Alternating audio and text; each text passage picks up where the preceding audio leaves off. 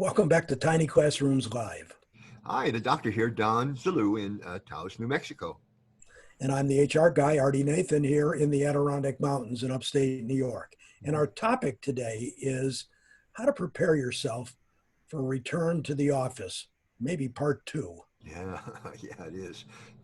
And it really to prepare yourself for the transition back to the office, those folks you're going to bring back, we're going to talk about some approaches that'll help you minimize the stress and perhaps to adapt as quickly as possible. What's the first Yeah, one? you're back. I Yeah, mean, to some degree, most people are heading back to the office, and right. you need to monitor your anxiety. No Mm, matter what you think or how you've acted in the past, you're probably a little nervous.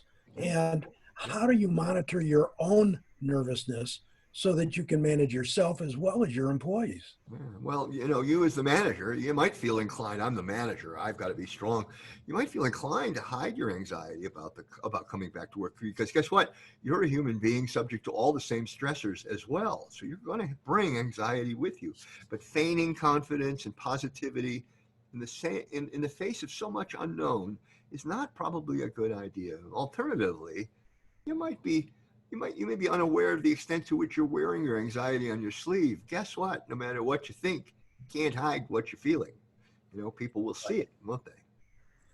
And stock up on your patience and your flexibility because just because you're back in the same old office doesn't mean it's the same old routine. And people are going to be different. They're going to have their own anxieties and worries, and they're going to be trying to impress you at the same time. And so you have to deal with the differences in them compared to the differences in the output that you're expecting.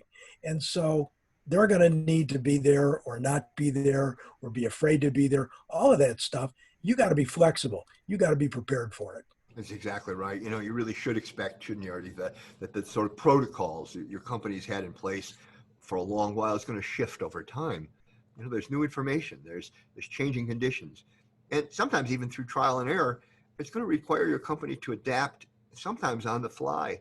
And if it's requiring that of your company, it's requiring that of you, isn't it?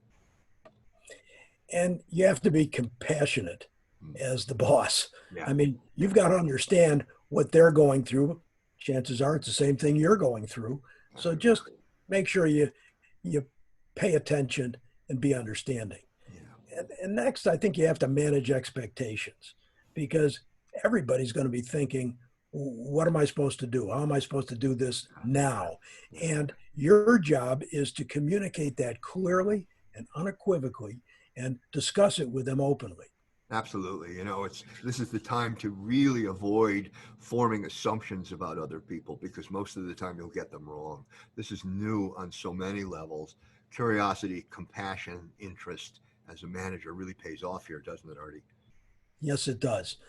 And as a leader, maybe you got to be a source of joy. Hmm. You can't be a downer. You can't be so worried and getting them so worried.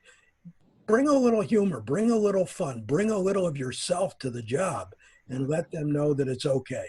And one of the best ways to make the transition smoother is by finding ways to make things better for others. And from that perspective, people understand that you care about them, that you're interested in them, and that brings joy. So somebody's watching out for me. And stay focused on the bigger picture. This is the news of the day. The pandemic is all around us. But a year from now, this is going to be probably better resolved than it is now. And so you've got to focus your employees on a time in the future as well as what do we have to get done today. Yeah.